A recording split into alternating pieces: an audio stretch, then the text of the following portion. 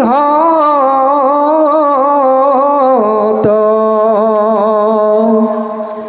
অৰাম যোগী গণে ধ্যান কৰি প্ৰবন্ধে সমাধি ধৰি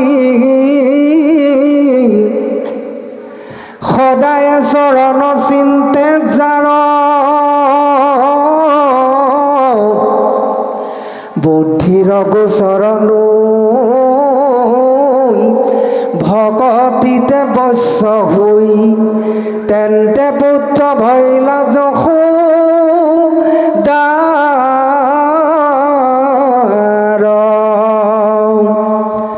অৰাম যিটো দেৱ ভগৱন্ত নাই যাৰ আদি অন্ত বেদে অনপান্ত যাৰ সীমা তেন্তে বৈশ্য ভকতিত হেন খে ভকতি হিত অভকতিৰ কি কৈব মহিমা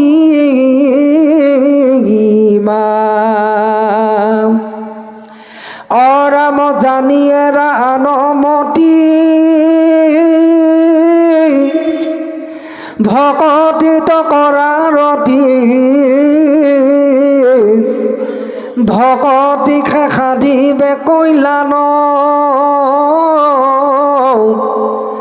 ভকতিত দিয়া মন ভকতি মহাধন অনাগিয়ান ভকতি সাধন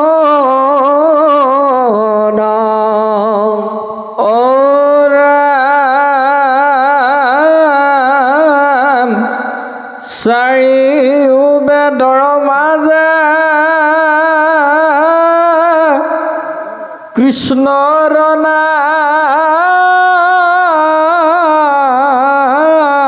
নামত বাজে নাহি গতি দাতা সংসাৰত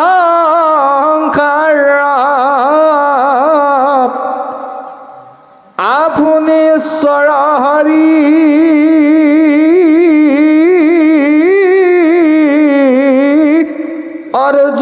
অৰ্জুনত নিষ্ঠ কৰি কহিলন কৰি পঞ্চ সত্য নাম সুমৰণে আতি তৰয় মহান্ত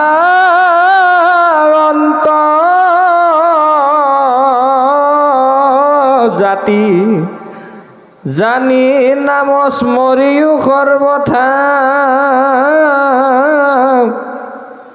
মুখে লোৱা ৰাম নাম হস্তে কৰা টান কাম কৰ্ণে শুনা মাধৱৰ কথা অৰাম কোনো আশা বাট চাই বিলম্ব কোনো জোৰাই ৰাম কালে আঁকি ধৰি লগত ৰাখি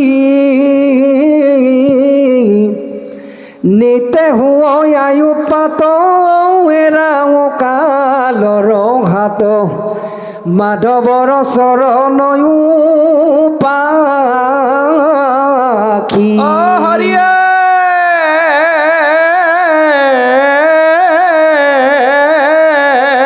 চাৰিও বিষয় ধান্দা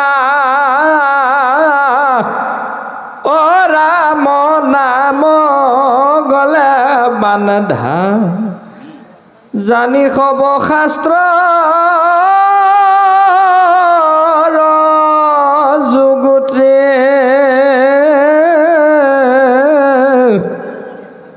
কৃষ্ণৰ কিংকৰে ভনে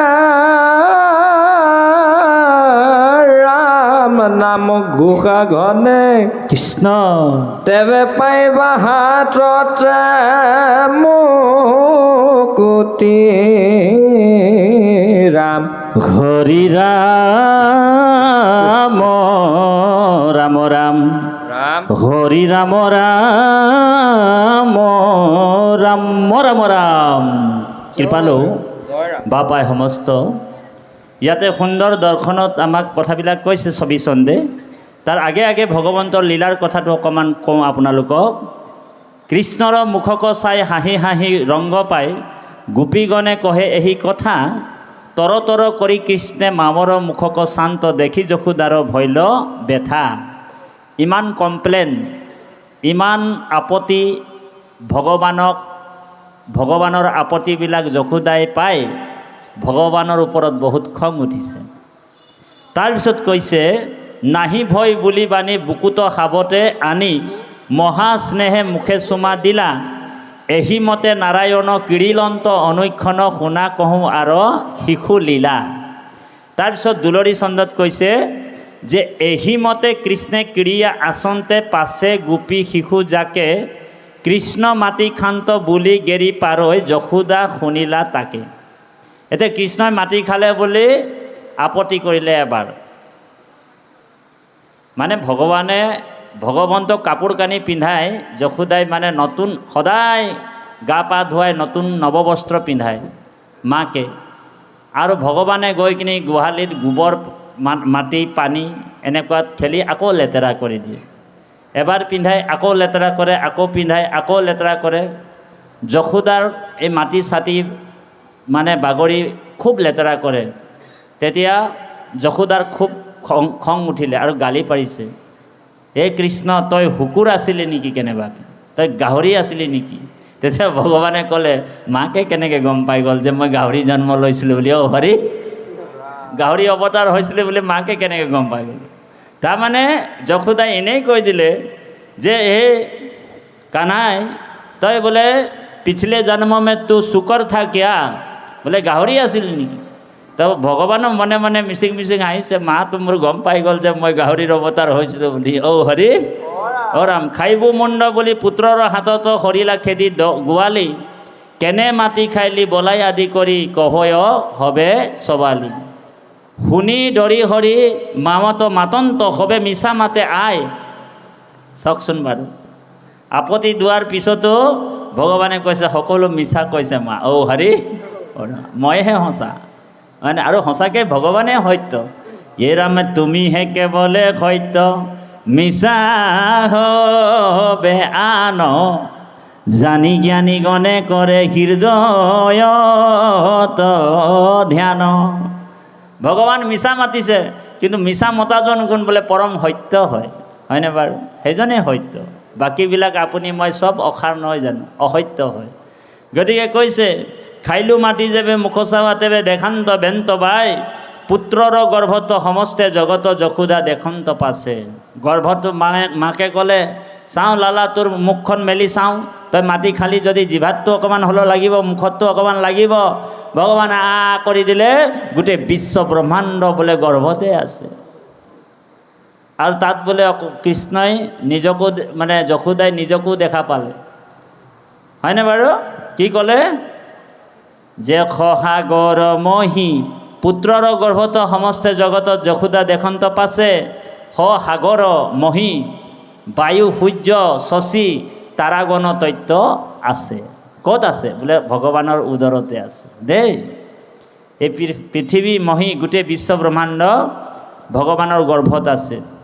গোকুলে সহিতে আপোনাক তৈতে দেখিয়া শংকিত সতী, গকুলটোকো দেখা পালে গৰ্ভত।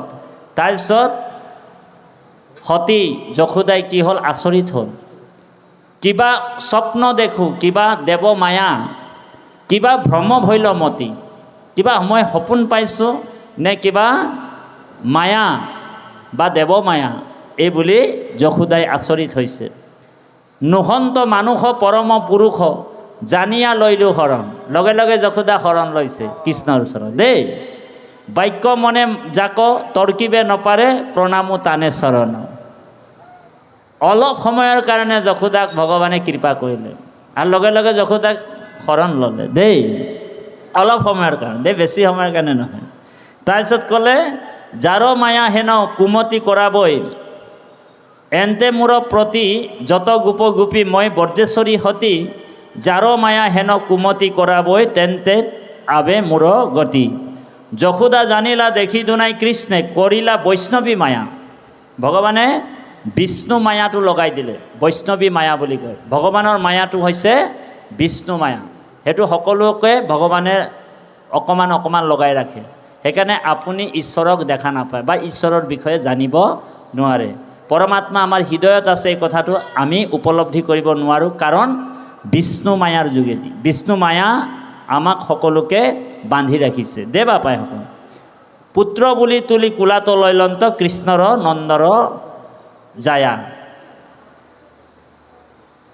ভগৱানক যেতিয়া বিষ্ণু বৈষ্ণৱী মায়াটো আঁতৰাই দিলে, লগে লগে কি কৰিলে, বৈষ্ণৱী মায়াটো যেতিয়া লগাই দিলে, তেতিয়া লগে লগে আকৌ কোলাত লৈ ল'লে। তাৰপিছত কি কৈছে যে নিৰ্পতি শোকত পুচন্ত কি তপ কৰিলা যশোদা নন্দে, জগত ঈশ্বৰ যাৰ স্তন পান কৰিলা আতি আনন্দে। যে জগতৰ ঈশ্বৰ সেই যশোদাৰ স্তন পান কৰিলে, এইটো কি এটা অদ্ভুত কথা। মুনিও কহন্ত দুৰ্ণ নামে বসু আছিলা নন্দে পূৰ্বত। এই নন্দ পূৰ্বত বসু আছিল, বসু। আৰু ব্ৰহ্মাই সেই বসু মানে দুৰ্ণ নামৰ বসুটোক মানে বৰ দি থৈছিল, আৰু ৰাধা নামৰ সতী এজনীক বৰ দি থৈছিল। এই ধাৰা ভাজ্যাসমে গোকুলক গয়া বিধাতাৰ আদেশত, সেহি কালে দুইকো ব্ৰহ্মা বৰ দিলা কৃষ্ণত হৈবে ভকতি। আৰু কৃষ্ণত ভকতি হ'ব বুলি নন্দ আৰু যশোদাক বৰ দিছিলে। আৰু নন্দৰ নাম আছিলে পূৰ্বত কি ধাৰা, আৰু বসুদেৱৰ নাম আছিল, এই নন্দৰ নাম আছিলে কি দুৰ্ণ। তাৰপিছত কৈছে দুৰ্ণে নন্দ ভৈলা ধাৰায়ে যশোদা, দুয়ো ভৈল উতপতি। পুত্ৰ হোৱা কৃষ্ণে সাধিলন্ত প্ৰীতি ব্ৰহ্মাৰ পালি বচন। নন্দ যশোদাৰ পৰম ভকতি বঢ়াইলন্ত নাৰায়ণ। আৰু ভগৱানক বিচাৰিছিল, মানে বৰ বিচাৰিছিল, আৰু ব্ৰহ্মাই আহি সেইমতে তেওঁলোকক কৈছিল যে ঈশ্বৰে তোমালোকক সেই আনন্দক ব্ৰহ্মক চিনাকি কৰি দিব। সেইমতে ভগৱান আহিছিল। তাৰপিছত কৈছে ছবিত শুনিওক সৰ্বজন কৃষ্ণত অৰ্পিয়া মন, ভকতিৰ দেখিও মহত ব্ৰহ্মাহৰ আদি দেৱ, যাক সদা কৰৈ হেব তাংক গোপী পাইলেক গৃহত। এতিয়া যিটো জগতৰ ঈশ্বৰ, গোপীসকলে অপ্ৰয়াসে সেই পৰমাত্মা ভগৱানক গৃহতে গোপীসকলে লগ পালে, হয়নে বাৰু? এতিয়া আপোনালোক আমি লগ পাম নে নাই ভগৱানক? আমিও সদায় লগ পাই আছোঁ। কেনেকৈ লগ পাওঁ? যে ভকত হৈছে চৈতন্যময় কৃষ্ণস্বৰূপ, হয়নে বাৰু? সেইকাৰণে আমি আপুনি মই সকলো এই যে ভকত দৰ্শনে হৈছে কৃষ্ণ দৰ্শন, বুজি পাইছেনে কথাটো? এতিয়া এই ভকতৰ ৰূপত আমি ভগৱানক উপলব্ধি কৰিব লাগিব। মোৰ আৰু ভকত দুয়ো একে অধিষ্ঠান বুলি কৈছে। ভকত আৰু মোৰ মাজত পাৰ্থক্য একো নাই বুলি কৈছে দেই বাপাইসকল। ইয়াত আগত কৈ গ'ল বাৰু, ভকতক পায়া যিটো নকৰে হৰিষ, সাক্ষাতে কৃষ্ণক পাই কৰিবেক কি ক। ভকতক দেখিলে যিটো নকৰে ভকতি, মোক মাত্ৰ ভকতি কৰে মূঢ় মতি। তাৰ সম শত্ৰু মোৰ নাই সংসাৰত, ভকতক নিন্দি মূৰ বুকে মাৰি খায়। আকৌ কৈছে বিষ্ণু বৈষ্ণৱক দেখি কৰৈ নমস্কাৰ, কোটি জনমৰ পাপ তেখন হৰৈ। সেহি পুণ্যে বঞ্চয় আৰু বৈকুণ্ঠ ভুৱনে। পৰম আনন্দ থাকে ভগৱন্তৰ লগত, তেওঁ পৰম আনন্দ মানে বৈকুণ্ঠত বাস কৰিব বুলি ইয়াত ওলাই গ'ল, হয়নে বাৰু? দশম স্কন্ধতে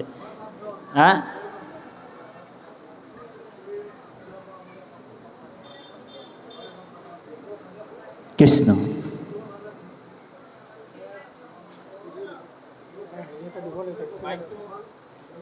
বাপ এইফালে অকণমান ঘূৰাই দিয়ক আৰু এখেতক এৰি এটা দি দিয়কচোন।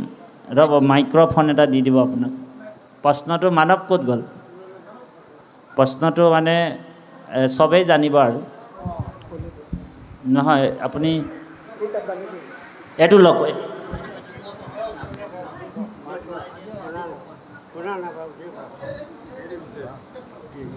হেল্ল' হেল্ল' বাপজন হাজিৰ কৰিছোঁ আপোনাক শ্ৰীমন্ত শংকৰ শ্ৰীমন্ত যোগ শংকৰ সমান শ্ৰীমন্ত শংকৰ এই শব্দ দুটা অৰ্থটো অকণমান আমি জানিবৰ কাৰণে বুজিবৰ কাৰণে কৈছোঁ আমাৰ প্ৰশ্ন নাই ভাগৱতত আপোনাৰ প্ৰশ্ন নাই জানিবৰ কাৰণে কৈছোঁ আৰু এটা শব্দ পালোঁ দধি বস্তুটো কি বস্তু আপোনাৰ মুখে পালোঁ কৃষ্ণ এই কথা অকণমান বুজাই ক'লে আমি নথৈ আনন্দিত আৰু এবাৰ শ্ৰীমন্ত যোগ শংকৰ শ্ৰীমন্ত যোগ শংকৰ সমান শ্ৰীমন্ত শংকৰ এই দুটা শব্দ বুজিবৰ কাৰণত আপোনাৰ চৰণত ধৰিছোঁ আৰু এটা কথা ক'লে আপুনি বঢ়িয়া হৈছে আমি পাইছোঁ যে দুগ্ধ বস্তুটো কি বস্তুটো চিতৰ কথা ক'লে যে ধুনীয়া পাইছোঁ তেনেধৰণকে আমি মানে আপোনাৰ মুখৰ পৰা শ্ৰীমন্ত শংকৰটো অৰ্থটোহে সুধিছোঁ শ্ৰীমন্ত শংকৰ হয় হয় অৰ্থটো হয় সুধিছোঁ শ্ৰীমন্ত তাৰমানে ভগৱন্তৰ পৰমাত্মা যিসকল মহাপুৰুষ দেৱা যি পৰম হংস হয় তেওঁৰ আগফালে শ্ৰীমন্তটো যোগ হয় দেই যি পৰম হংস যিজন সুপ্ৰিম হয় মানে অনন্ত কোটি ব্ৰহ্মাণ্ডৰ পৰম অধিকাৰী হয় পৰম অধ্যক্ষ হয় সেইজনৰ আগফালে কি যোগ হয় শ্ৰীমন্ত যোগ হয় আপোনাৰ আগফালে শ্ৰীমন্ত যোগ হ'ব নে নহ'ব নহ'ব হয়নে বাৰু কিন্তু ভগৱানৰ আগফালে শ্ৰীমন্ত যোগ হয় তাৰমানে সৰ্বগুণাকৰ সকলো গুণৰ যাৰ অধিকাৰী হয় সেইজনৰ আগফালে শ্ৰীমন্তটো যোগ হয় মানে জয়গুৰু শংকৰ সৰ্বগুণাকৰ সকলো আৰু আমাৰ আপোনাৰ অকণমান গুণ আছে আমি সৰ্বগুণাকৰ হ'ব নোৱাৰোঁ দেই বা সেইকাৰণে শ্ৰীমন্ত যুগটো আগফালে হৈছে সেইকাৰণে শ্ৰীমন্ত শংকৰ হৰি ভকতৰ জানা যেন কল্পতৰ হয়নে তাহান্ত বিনাই নাই আমাৰ পৰম গুৰু সেইকাৰণে সেইজন পৰম গুৰু আপোনাকো আমি ক'ব পাৰিলোঁহেঁতেন আৰু আপোনাক মই গুৰু বুলি ক'লেও ভুল নহয় কাৰণ ভাগৱতে কৈছে বিষ্ণু বৈষ্ণৱৰ সং লয়বা প্ৰথমত গুৰু মানি শুশ্ৰূষা কৰিবা ভাল কিন্তু আপুনি মোৰ গুৰু হ'ব পাৰে কিন্তু পৰম গুৰু আমাৰ মাত্ৰ এজনে সেইজন হৈছে কোন শ্ৰীমন্ত শংকৰ বুজি পাইছেনে যিজন পৰম গুৰু হয় সেইজনক শ্ৰীমন্ত উপাধিৰে বিভূষিত কৰা হয় দেৱা হয় ধন্যবাদ ভাল পাইছোঁ দুটা শব্দ পালোঁ আপোনাৰ মুখৰ পৰা দুটা শব্দ পালোঁ অৰ্থ কৃষ্ণ কিন্তু দধি শব্দটো পালোঁ আৰু শ্ৰীমন্ত শব্দটো পালোঁ ধন্যবাদ মাধৱ নমস্কাৰ কৃষ্ণ এতিয়া বৰষুণ আহিব নেকি অকণমান কথা বতৰাবিলাক কম হওক বাৰু 1 মিনিট সময় হৰিৰ নাম লৈ লওঁ তাৰপিছত আমি পাঠৰ মাজত সোমাই যাম বৰ গুৰুত্বপূৰ্ণ কথা কেইটামান আছে ইয়াত আমি ব্যাখ্যাটো আপোনালোকৰ মাজত কৰিম হয়নে বাৰু ইয়াতে কৈছে যে বৈকুণ্ঠৰ কল্পতৰু মহাভাগৱত ইহাৰ উত্তম ফল হৰিৰ নাম মাত্ৰ হৰিৰ নামে গতি হৰিৰ নামে ভকতৰ কেৱলে ভকতি গতিকে এই বৈকুণ্ঠৰ কল্পতৰু মহাভাগৱতৰ মহাফলটো কি এই মহাভাগৱতৰ মহাফলটোৱে হৈছে হৰিৰ নাম হৰিৰ নামে গতি হৰিৰ নামে ভকতৰ কেৱলে ভকতি গতিকে 1 মিনিট সময় হৰিৰ নাম ল'ম সকলোৱে সহযোগ কৰিব তাৰপিছত আমি আকৌ পাঠৰ মাজত সোমাই যাম দেই বাপে কৃষ্ণ সকলোৱে গাব বাপৰ পৰা সেইটো লৈ লওকচোন কৃষ্ণ নেগেৰা আছে জানো আছে নেকি নেগেৰা ফুল না নেগেৰা লৈ আহক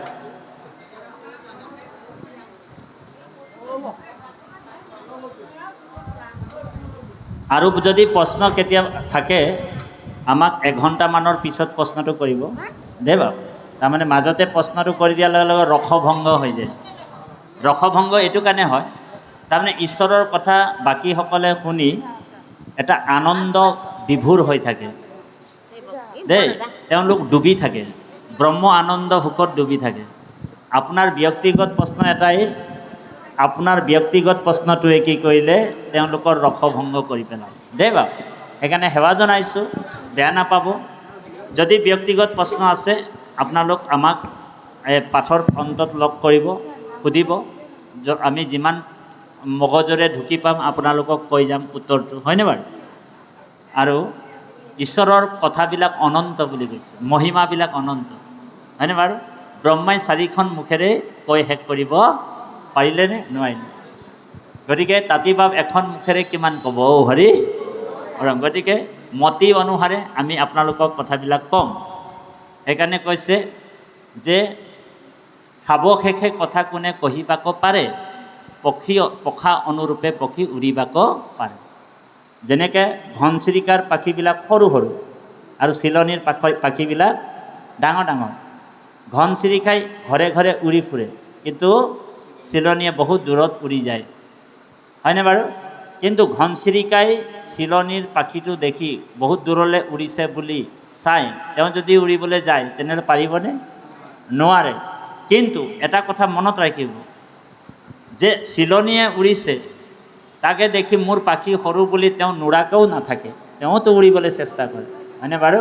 ঠিক আপুনি ময়ো সেই ঈশ্বৰক জানিবলৈ বা ঈশ্বৰক বুজিবলৈ বা ঈশ্বৰৰ কথা কাৰোবাক জনাবৰ কাৰণে আমি চেষ্টা কৰিব লাগিব দেই বা। সেইকাৰণে আপুনি আচৰি ধৰ্ম আনকো শিকাব, সেহি মহাভাগৱত ধৰ্ম। নিজে আচৰণ কৰি আনকো কৃষ্ণ কথা ক'ব। আপুনি কৃষ্ণক জানিলে আৰু 10জনক কৃষ্ণক বিষয়ে ক'ব, আৰু সেই কীৰ্তিটো আপোনাৰ গোটেই জীৱনটো থাকিব, হয়নে বাৰু? যদি আপুনি কৃষ্ণক জানিলে আৰু যদি 10জনক কৈ নগ'ল, তেতিয়াহ'লে আপুনি আহিল কণা গ'ল কণা খাগৰি কাটিল 3 কণা হৈ থাকিব। বুজি পাইছেনে? সেইকাৰণে জনম গোৱাইলোঁ মিছা, নুশুনিলোঁ কৃষ্ণৰ কথা।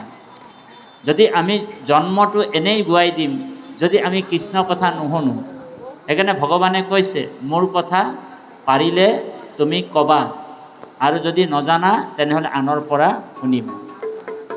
হৰি কথা উভয়ৰে উপকাৰ, হৰি কথা উভয়ৰে উপকাৰ। জীৱাজন শুনে জীৱাজন কহে, দুইহানটো সংসাৰ তৰে। গতিকে বাপাইসকল সকলোৱে নাম এভাগি গাব, তাৰপিছতে আমি পাঠৰ মাজত সোমাই যাম। কৃষ্ণ সকলোৱে ধৰিব। য়ে ৰাম কৃষ্ণ ৰাম কৃষ্ণ ৰাম হৰি হৰি, ৰাম কৃষ্ণ ৰাম কৃষ্ণ ৰাম হৰি হৰি, ৰাম